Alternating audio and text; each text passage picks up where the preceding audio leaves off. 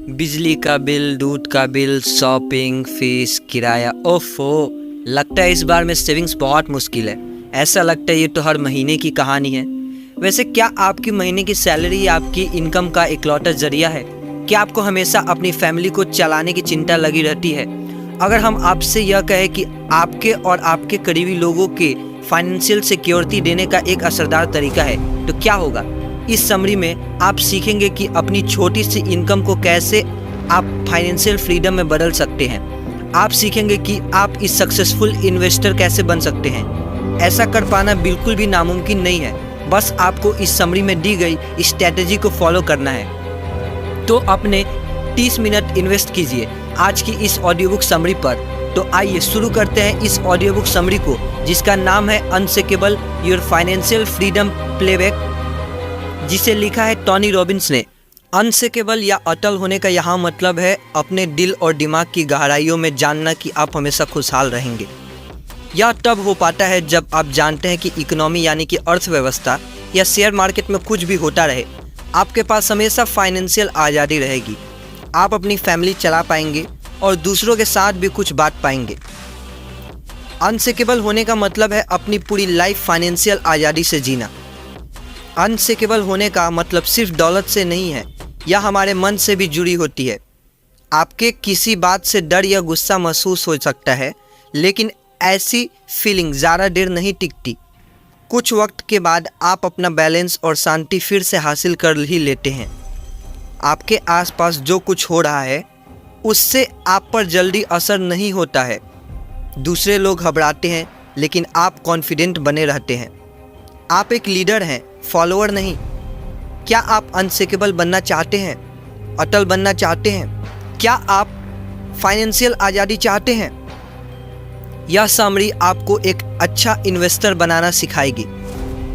हो सकता है कि आपको इन्वेस्ट करने के बारे में कुछ भी पता ना हो, या आप एक अच्छा इन्वेस्टर बनने का सिर्फ सपना ही देख रहे हो सकता है कि आप मुश्किल शब्दों से डर जाते हो, या आप शेयर बाजार के बारे में न्यूज़ से डर जाते हैं।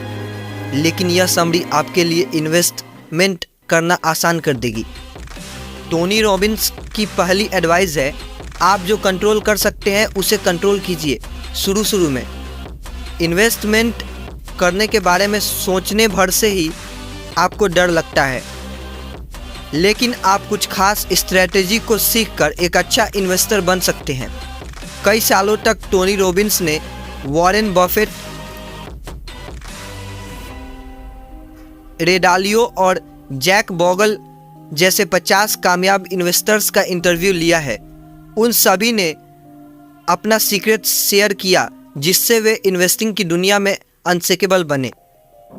अब यह सीक्रेट हम एक एक करके खोलेंगे। तो स्टार्ट करते हैं। द पावर ऑफ कंपाउंडिंग एक बेसिक कॉन्सेप्ट है, एक पावरफुल स्ट्रैटेजी जिसे कोई भी अप्लाई कर सकता है। यह स्ट्रैटेजी है कंपाउंडिंग का। इससे आप अपनी छोटी सी सेविंग्स को हज़ारों या लाखों में बदल सकते हैं। आप अपने महीने की सैलरी का एक हिस्सा बचाकर इसकी शुरुआत कर सकते हैं। आप उस पैसे को इंडेक्स फंड में इन्वेस्ट कर सकते हैं। मान लीजिए कि आप रेट ऑफ इंटरेस्ट 10% है। हर साल आप पैसा 10% रेट से बढ़ेगा। आपको लगातार पैसे डालते रहना होगा और अपने इन्वेस्टमेंट को बढ़ाना होगा। कभी भी अपना पैसा बीच में नहीं निकालना चाहिए और उसे सालों तक कंपाउंड होने देना चाहिए। आइए जो और बॉब का एग्जाम्पल लेते हैं। दोनों ही हर महीने $300 का इन्वेस्टमेंट करते हैं। जो ने 19 साल की उम्र से इन्वेस्ट करना शुरू कर दिया था। हर साल वह $3600 इन्वेस्ट करता था। जो ने लगातार 8 सालों तक इन्वेस्ट किया। फिर जब जो 27 साल का हुआ तो उसने और पैसे डालने बंद कर दिए। जो के पास $28,800 का इन्वेस्टमेंट हो गया था। जो का इंटरेस्ट रेट हर साल का 10% है। एग्जाम्पल के लिए अपने पहले साल में उसने $3600 का इन्वेस्टमेंट किया, उसमें 10% जोड़े तो पैसा 3000। आइए जो और बॉब का एग्जाम्पल लेते हैं। दोनों ही हर महीने 300 का इन्वेस्टमेंट करते हैं। जो ने 19 साल की उम्र में इन्वेस्ट करना शुरू कर दिया था। हर साल वह $3600 इन्वेस्ट करता था। जो ने लगातार 8 सालों तक इन्वेस्ट किया। फिर जब जो 27 साल का हुआ तो उसने और पैसे डालने बंद कर दिए। जो के पास $28,800 का इन्वेस्टमेंट हो गया था। जो का इंटरेस्ट रेट हर साल का 10% है। एग्जाम्पल के लिए अपने पहले साल में उसने $3600 का इन्वेस्टमेंट किया, उसमें 10% जोड़े तो पैसा $3,960 हो जाता है। अपने दूसरे साल में वह एक और $3600 जोड़ता है। $3,960 प्लस $3600 इक्वल टू $7,560 हो जाता है। उसके ऊपर 10% इंटरेस्ट, जिससे जो के पैसे दूसरे ही साल में पहले से $8,316 ज़्यादा है। हालांकि जो ने 27 साल की उम्र में ही हर साल $3600 डालना बंद कर दिया था, लेकिन 65 साल की उम्र तक पहुंचते पहुंचते उसका पैसा बढ़कर $18,63,287 हो गया था। आइए अब इसकी तुलना बॉब से करते हैं। बॉब ने भी हर महीने $300 का इन्वेस्टमेंट किया, लेकिन उसने 27 साल की उम्र में शुरुआत की। उसने भी 65 साल की उम्र तक हर साल इन्वेस्ट करना जारी रखा, यानी कि 39 साल तक। लेकिन बॉब की टोटल कमाई $15,79,733 है। आइए इसे समझते हैं। जो ने 8 साल के लिए सिर्फ $3600 का हर साल इन्वेस्ट किया, जबकि बॉब ने 39 सालों तक इन्वेस्ट किया। फिर भी जो $2,75,544 ज़्यादा अमीर है। इसका मतलब है कि जल्दी इन्वेस्ट करना फ़ायदेमंद होता है। जो ने सालों तक अपने पैसे को कंपाउंड होने दिया, लेकिन उसमें कोई और पैसा नहीं जोड़ा। अगर जो ने 65 साल की उम्र तक बॉब की तरह हर साल $3600 जोड़े होते तो जो के पास $34,53,020 होते। जो के पास $1.85 मिलियन ज़्यादा होते, क्योंकि उसने बॉब के मुकाबले 8 साल पहले से ही इन्वेस्ट करना शुरू किया था। यही है कंपाउंडिंग की ताकत। वक्त के साथ यह अपनी मामूली सेविंग्स को बड़ी दौलत में बदल सकती है। आपके पहले भी कंपाउंडिंग के बारे में सुना होगा। यह दौलत बनाने की मशीन की तरह है। इसके बारे में वॉरेन बफेट जैसे इन्वेस्टमेंट गुरु अक्सर बात करते थे, लेकिन बहुत से लोग इसे अप्लाई करने की कोशिश नहीं करते। उन्हें लगता है कि अगर वे ज़्यादा कमाएंगे तो वे फाइनेंशियल सिक्योरिटी हासिल कर सकते हैं।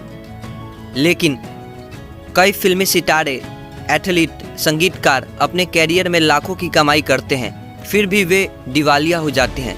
पैसा बढ़ाने का सिर्फ एक ही रास्ता है, पैसा बचाना और उसे इन्वेस्ट करना, और फिर इसे सालों तक कंपाउंड होने देना। इस तरह आप सोते हुए भी अपना पैसा बढ़ने दे सकते हैं।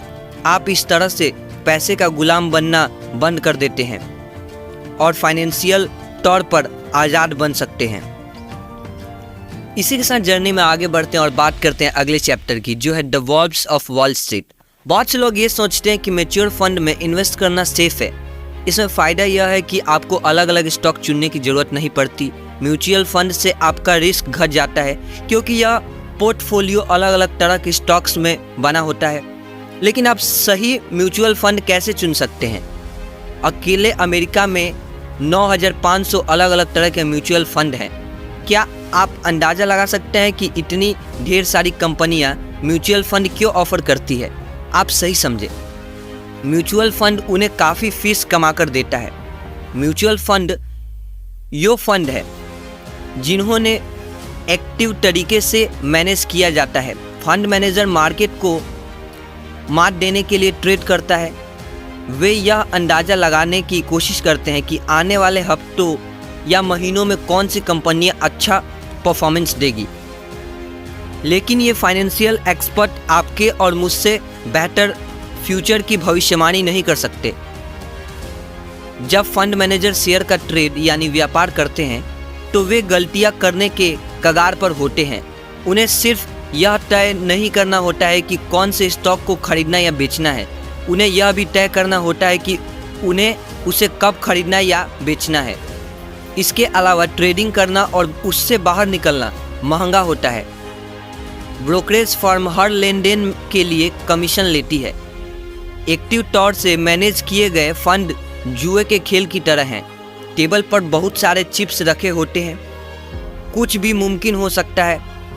अगर स्टॉक खरीदने के बाद उसका दाम बढ़ जाता है तो आप जीत जाते हैं, लेकिन ट्रांजैक्शन कॉस्ट को कवर करने के लिए आपको काफ़ी बड़ा फायदा करना होगा। सिर्फ इतना ही नहीं, जब आपके स्टॉक का दाम बढ़ता है और अगर आप इसे बेचना चाहते हैं तो आपके अपने फ़ायदे का टैक्स चुकाना पड़ेगा। आइए अब म्यूचुअल फंड को इंडेक्स फंड से कंपेयर करते हैं। इंडेक्स फंड स्टॉक को लेने और उसे बेचने की ट्रेडिंग नहीं होती। आप बस कंपनियों या इंडेक्स की लिस्ट में शामिल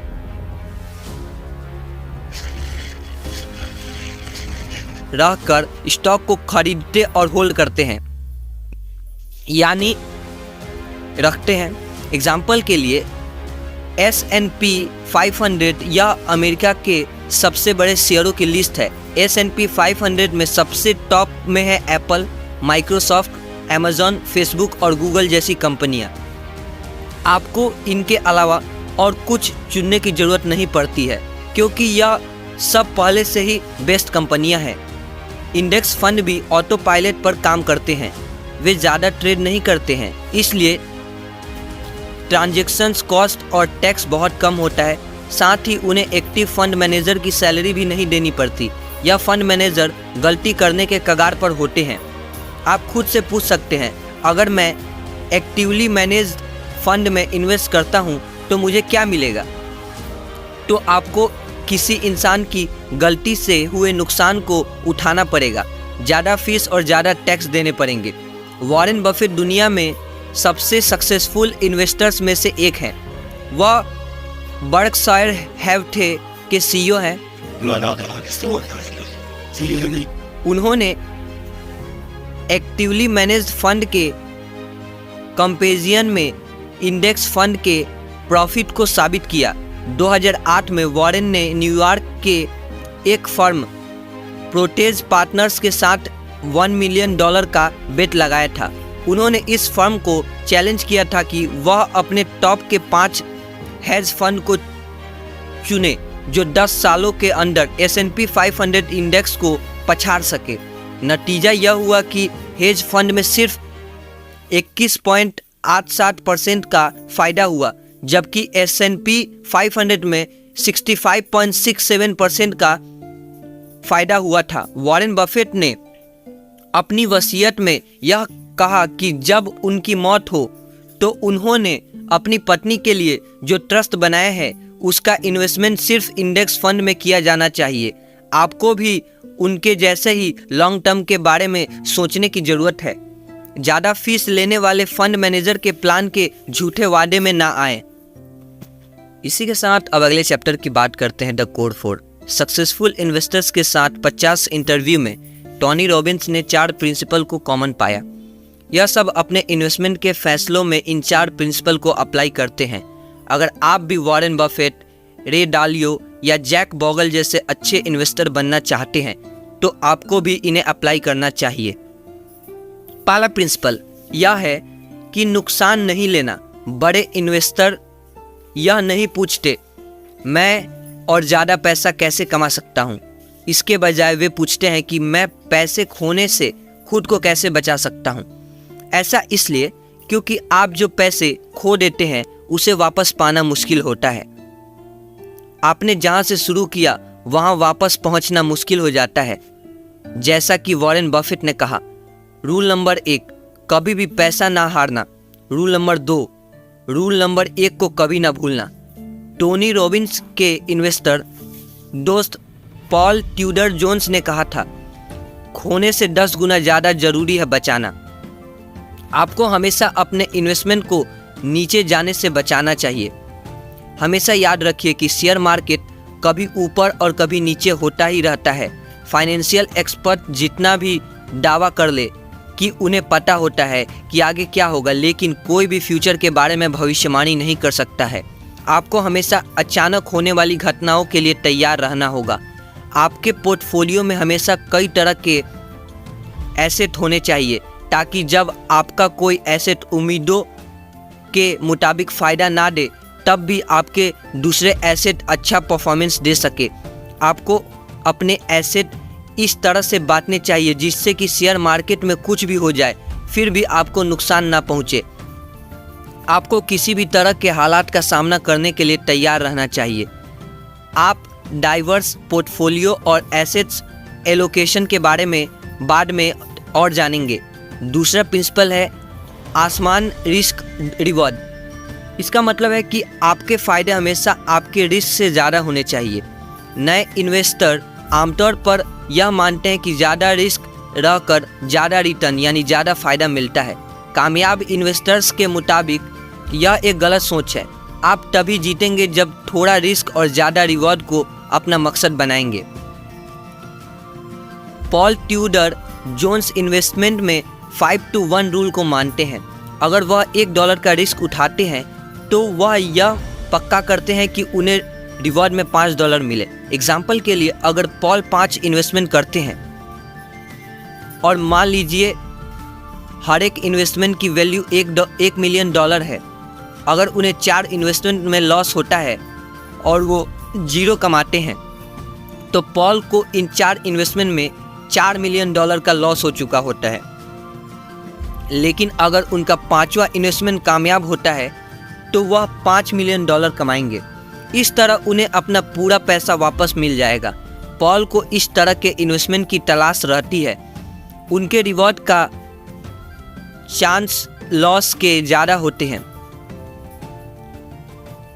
सबके पास लाखों रुपए नहीं होते हैं, तो आप आसमान रिस्क रिवॉर्ड के कॉन्सेप्ट को कैसे अप्लाई कर सकते हैं।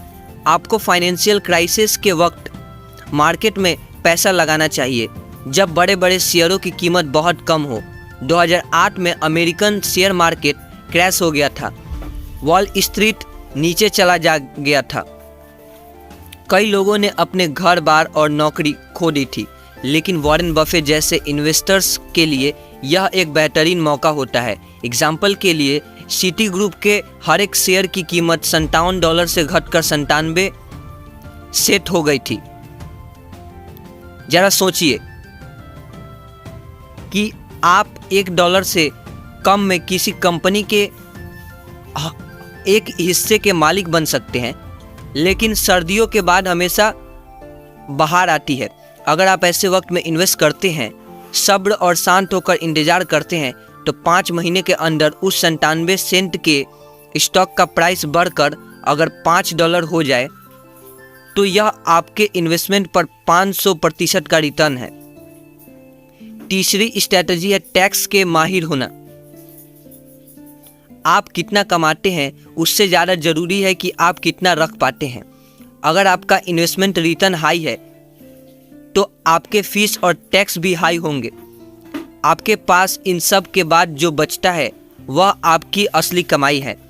एक एग्जाम्पल लेते हैं। मान लीजिए कोई अमेरिकन बहुत ज़्यादा कमाने वाला है, तो वह ऑर्डिनरी इनकम टैक्स 50% देगा, जो फेडरल एंड स्टेट टैक्स के मुताबिक है। अगर वह 1 साल से कम वक्त के अंदर अपने इन्वेस्टमेंट को बेच देता है तो वह इसी रेट से इनकम टैक्स भरेगा।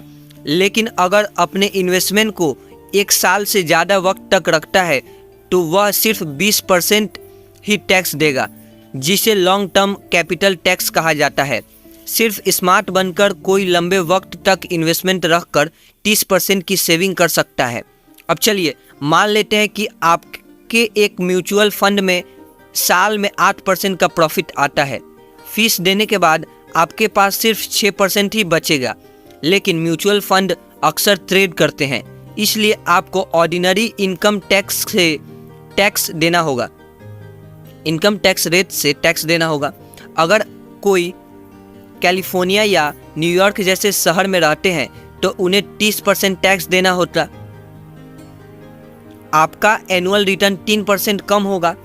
इस रेट से आपका पैसा 24 साल बाद डबल होगा। लेकिन हमें इन्फ्लेशन रेट के बारे में भी सोचने की ज़रूरत है। मान लीजिए इन्फ्लेशन रेट यानी महंगाई की दर 2% है, तब आपका असली रिटर्न हर साल 1% होगा। इस रेट से आप 120 साल की उम्र में रिटायर हो पाएंगे। चौथा प्रिंसिपल है डाइवर्सिफिकेशन। आसान शब्दों में कहे तो इसका मतलब है अपने सभी अंडों को एक ही टोकरी में ना खाना, ना रखना। आप 4 तरीकों को अपनाकर डाइवर्सिफाई कर सकते हैं। पहला, अलग अलग एसेट क्लास में इन्वेस्ट कीजिए। अपना सारा पैसा सिर्फ स्टॉक या बॉन्ड या रियल एस्टेट के में मत लगाइए। सिर्फ एक इन्वेस्टमेंट क्लास में ही इन्वेस्ट मत कीजिए। दूसरा है एसेट क्लास में भी डाइवर्सिफाई कीजिए, यानी सिर्फ अपने फेवरेट एक स्टॉक में या सिर्फ एक रियल एस्टेट में अपने पैसे ना डालें। तीसरा, अलग अलग देशों या अलग अलग तरह करेंसी में डाइवर्सिफाई कीजिए। हम ग्लोबल इकोनॉमी में रहते हैं और यह हम सबके लिए एक बढ़िया मौका है। अगर आपके देश में कोई क्राइसिस या मुश्किल वक्त आता है तो विदेशों में इन्वेस्ट करने पर आपको सिक्योरिटी मिलेगी। चौथा, वक्त के साथ डाइवर्सिफाई कीजिए। आपको अपने इन्वेस्टमेंट को बढ़ाते रहना चाहिए। जब आप डाइवर्सिफाई करते हैं तो आप अपने रिस्क को कम करते हैं और रिवॉर्ड को ज़्यादा से ज़्यादा बढ़ाते हैं। डाइवर्सिफाई करने पर आपको बुरे वक्त में सहारा मिलेगा। एग्जाम्पल के लिए 2000 से 2009 को लॉस के लिए जाना जाता है। S&P 500 बिल्कुल फ्लैट था, लेकिन जो स्मार्ट इन्वेस्टर थे वे अमेरिकी शेयरों के अलावा दूसरी जगहों में अपने पैसे लगाते थे। वॉल स्ट्रीट जर्नल के एक आर्टिकल में यह कहा गया था कि अगर आप इंडेक्स फंड के बास्केट के साथ bond stock, foreign stock, emerging market stock और रियल एस्टेट में पैसा लगाते हैं तो आपका इन्वेस्टमेंट $1,00,000 से बढ़कर $1,98,859 हो जाएगा। ये रे डालियो एक हेज फंड मैनेजर हैं। वह दुनिया के सबसे बड़े हेज फंड ब्रिजवाटर एसोसिएट्स के फाउंडर हैं। उनकी टोटल संपत्ति $20 अरब से ज़्यादा की है। रे ने कहा, आप जिस भी एसेट क्लास में इन्वेस्ट करने जा रहे हैं, एक वक्त आएगा जब आपको 50% से 70% तक का लॉस होगा। क्यों? ऐसा इसलिए क्योंकि फाइनेंशियल मार्केट एक साइकिल में घूमता है। जो ऊपर आता है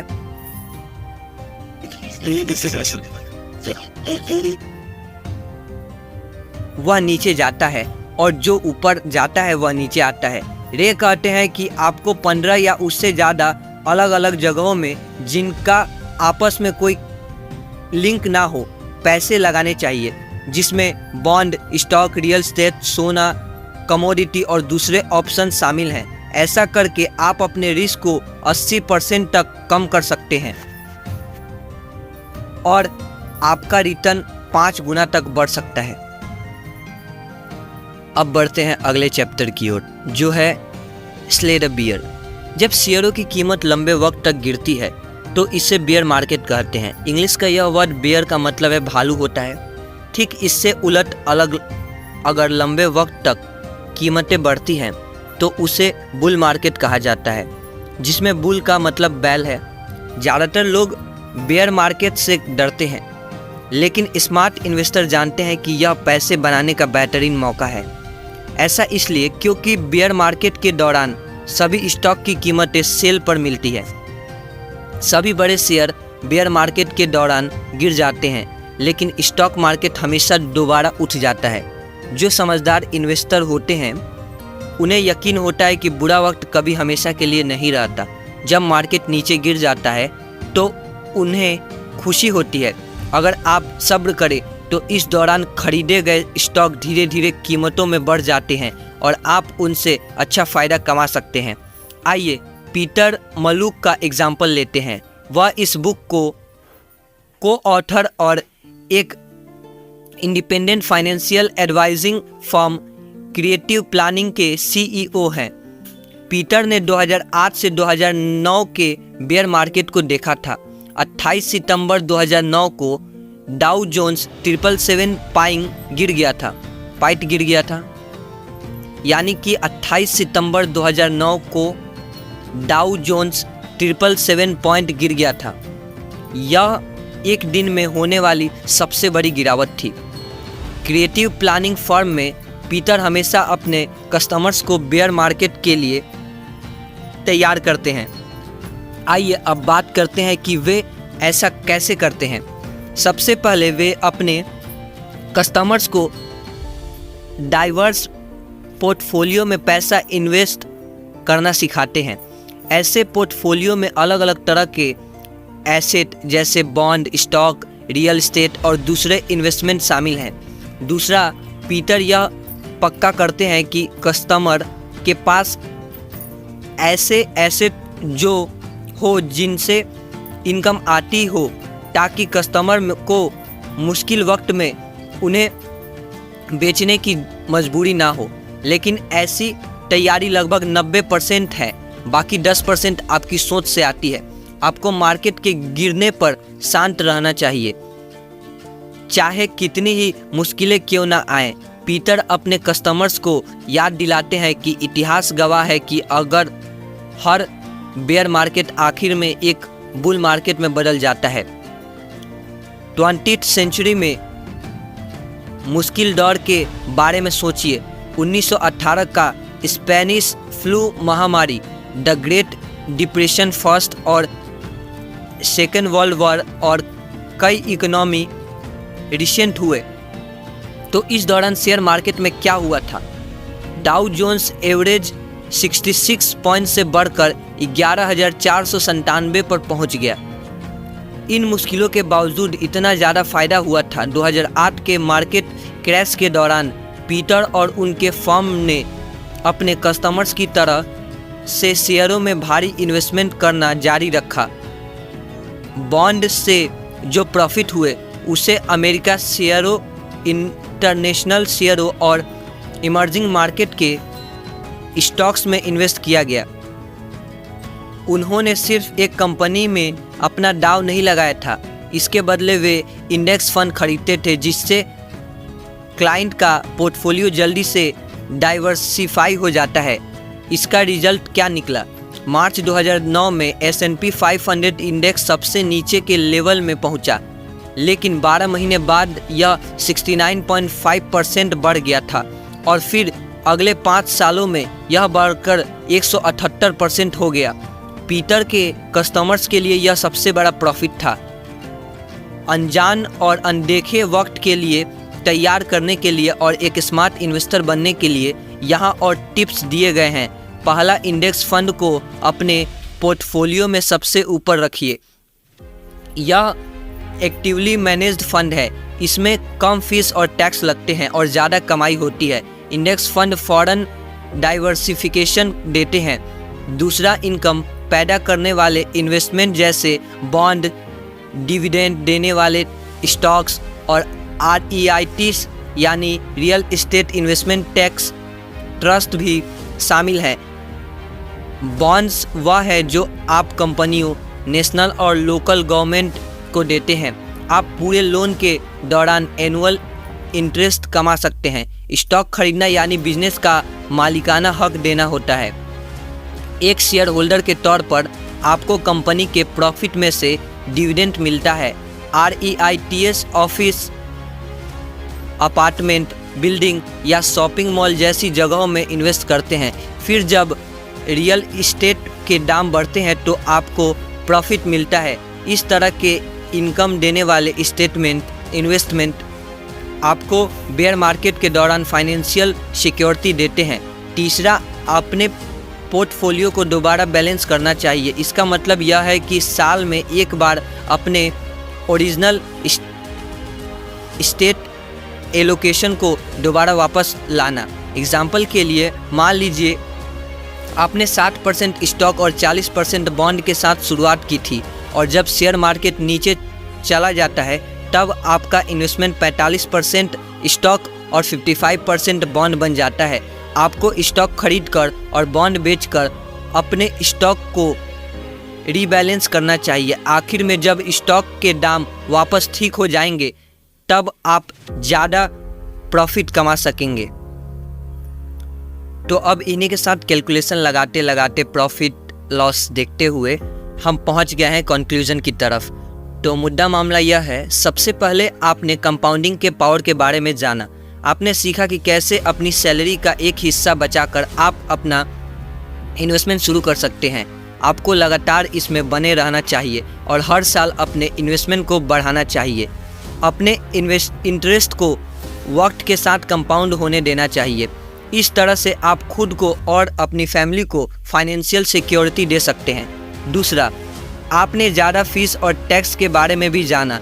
आपको एक्टिवली मैनेज फंड और ब्रोकर से बचना चाहिए। वे सिर्फ आपकी मेहनत की कमाई में से पैसे लेने के लिए होते हैं। इंडेक्स फंड में इन्वेस्ट करके आप अपने प्रॉफिट में से फीस और टैक्स बचा सकते हैं। तीसरा, आपने 4 प्रिंसिपल के बारे में सीखा। पहला प्रिंसिपल, कभी पैसे ना हारना। दूसरा प्रिंसिपल कि आप प्रॉफिट आपके रिस्क से ज़्यादा होना चाहिए। तीसरा प्रिंसिपल है अपने टैक्स के बारे में जानकारी रखना। चौथा प्रिंसिपल है डाइवर्सिफाई करना। यह बिलियनर्स इन्वेस्टर्स का आजमाया हुआ असरदार तरीका है।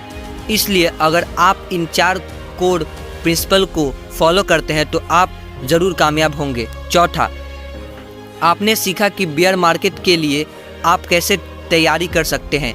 कोई भी फ्यूचर के बारे में भविष्यवाणी नहीं कर सकता। स्टॉक मार्केट क्रैश या उससे जुड़ी किसी भी तरह के मुश्किलों का सामना आप डाइवर्स पोर्टफोलियो बनाकर और शांत रहकर कर सकते हैं। बुरा वक्त कभी हमेशा के लिए नहीं रहता है। अगर आप बियर मार्केट का फ़ायदा उठा सकते हैं तो स्टॉक आखिर में वापस ठीक हो जाएगा और आप कई गुना पैसे कमा पाएंगे। यह सब इन्फॉर्मेशन हैरान करने वाले हैं, है ना। स्मार्ट इन्वेस्टमेंट उतना कॉम्प्लिकेटेड नहीं है जितना कि लोग सोचते हैं। अब आपको सिर्फ वह अप्लाई करना है जो अब तक आपने सीखा है। अगर आप एक बिलियनर इन्वेस्टर बन जाएंगे तो आप क्या करेंगे? आपको यह जानकर हैरानी हो सकती है कि वॉरेन बफेट ने अपने सारे पैसे के साथ क्या किया। उन्होंने अपने 99% संपत्ति को दान करने का वादा किया। 2021 तक उन्होंने bill and Melinda Gates foundation को $32 बिलियन का डोनेशन दिया था। एक स्मार्ट इन्वेस्टर बनिए, ज़्यादा से ज़्यादा प्रॉफिट कमाइए और दूसरों के साथ भी बांटिए।